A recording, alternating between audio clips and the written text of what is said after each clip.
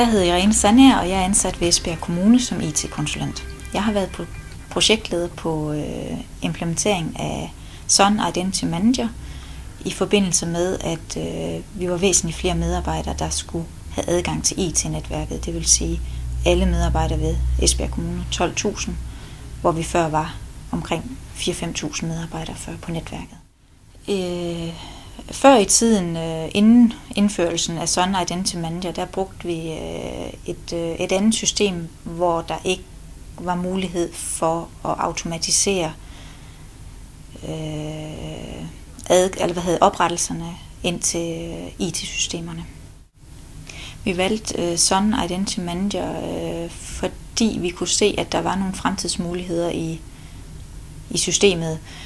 Den har en bred suite af forskellige moduler, som vi vil kunne gøre brug af.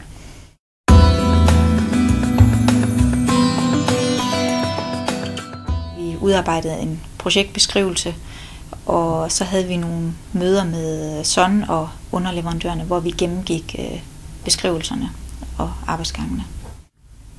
Efter vi har implementeret Identity Manager-løsningen ved Esbjerg Kommune, der har vi det nu ude ved en 400-500 slutbrugere, og de ser positivt på det.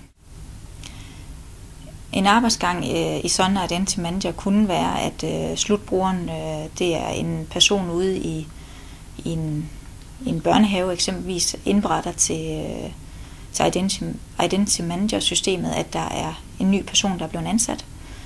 Det ryger automatisk ind og giver en oprettelse i vores AD, og det sender så oplysninger videre til lønkontoret om, at den her vedkommende person er blevet ansat.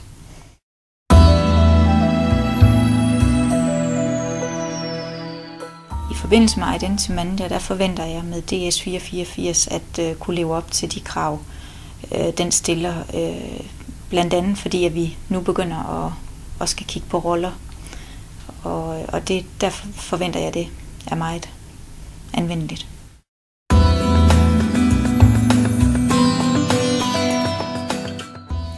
Jeg håber, vi er rustet godt. Vi har ikke helt overblik over, hvordan løsningen skal strikkes sammen endnu, men Sun Identity Manager understøtter SAML 2.0, og det ved jeg, det gør den brugerstyringsmekanisme også i Borger.dk.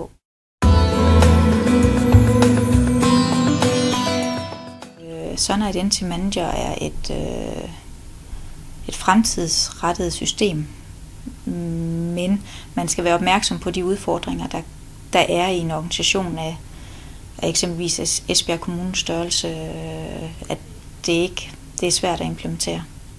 Sun Identity Manager er et produkt, jeg vil anbefale, men de skal stadigvæk være opmærksom på det forretningsmæssige i implementeringen.